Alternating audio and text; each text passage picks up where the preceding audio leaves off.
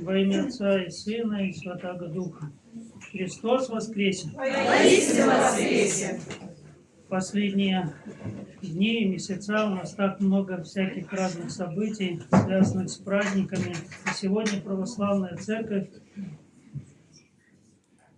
во всей своей полноте отмечает День всех святых.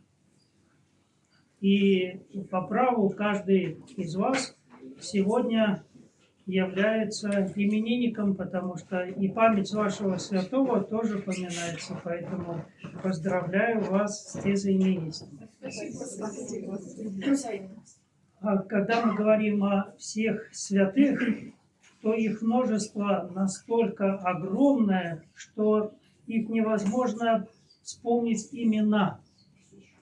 И не все они находятся в святцах наших православных календарей. Какой бы там церкви они ни были, русской, антиохийской, константинопольской, вот грузинской, неважно.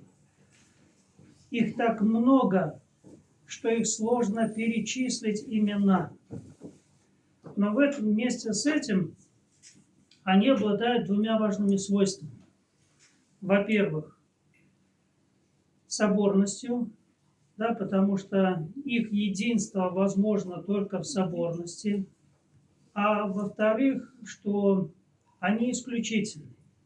Никто из них не похож друг на друга.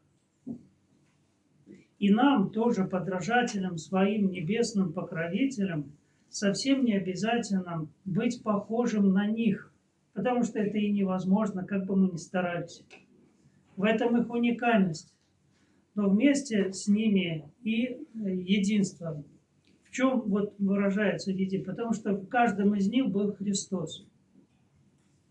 Что, если я вам предложу такую мысль, что Христос разделился на всех их, проявился через них, но не разделился сам по себе, сохранив единство. И в этом парадоксальность соборности. Нас много, но мы едины. И мы едины во Христе. И задача каждого христианина тоже проявить себя через Христа. Вы спросите, а как это возможно? Что нужно делать, чтобы проявить в себе Христа и стать частью вот этого огромного собора всех святых? Дело в том, что святые сами по себе – это не какой-то, скажем, уникальный красивый цветок, к которому мы не имеем какой сопричастности.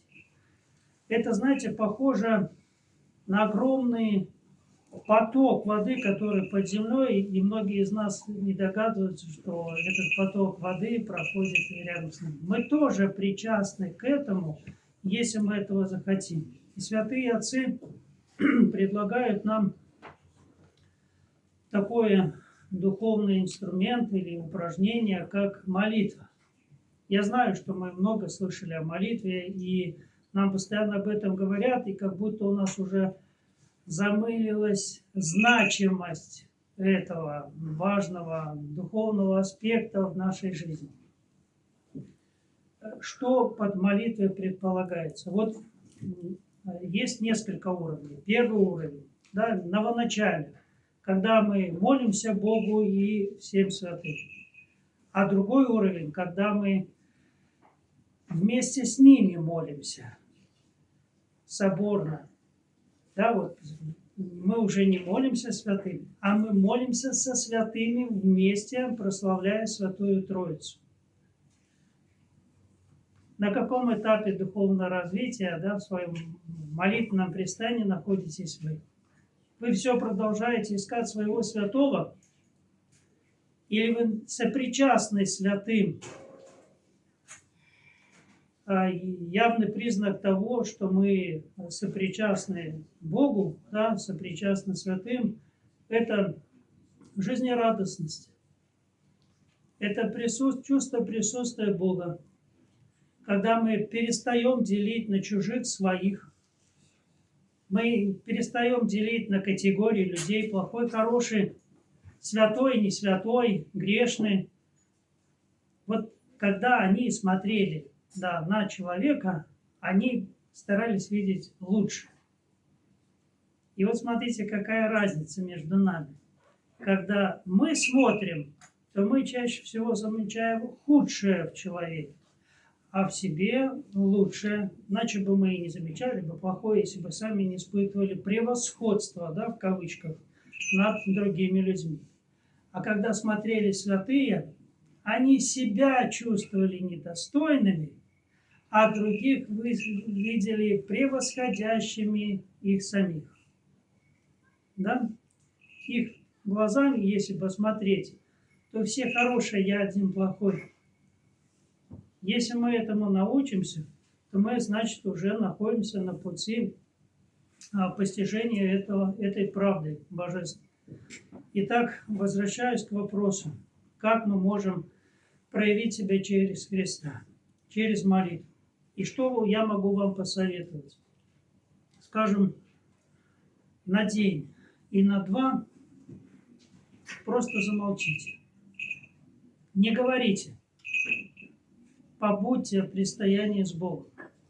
Да, мир весь шумит, кричит, каждый пытается заявить о себе, показать самого себя, проявиться через других людей. А вы помолчите.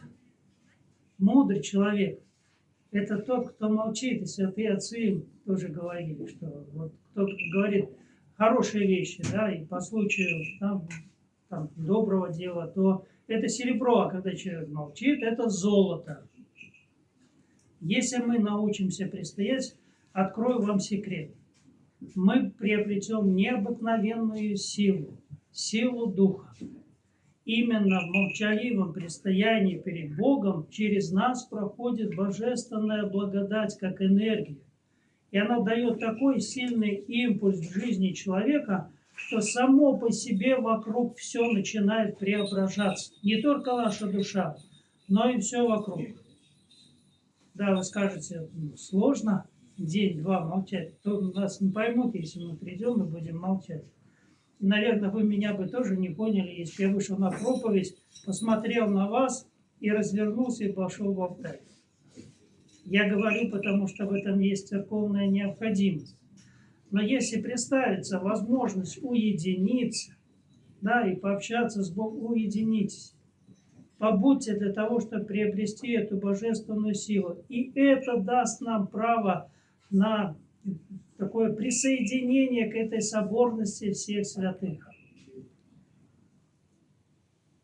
Это не обязательно называть, что мы становимся святыми, но в какой-то мере, да, мы приобщаемся к ним. Да, мы не святые, у нас много грехов и недостатков, но не исключайте себя от этой соборности, потому что это так же важно, как жить в Боге.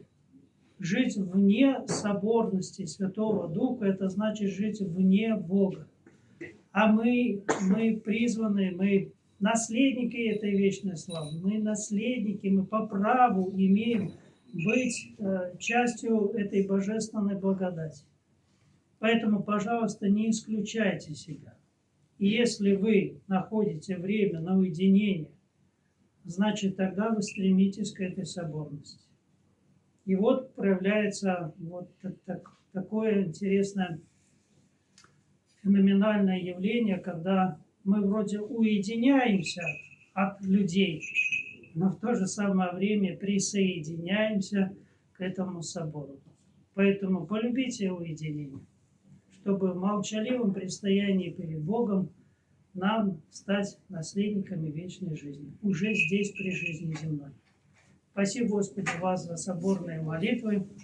Я уверен, что вы сегодня почувствовали, подышали этим воздухом вечности, почувствовали сопричастность к Богу. Вот. Оставайтесь такими же добрыми, светлыми, как сегодня. Хранилось праздник.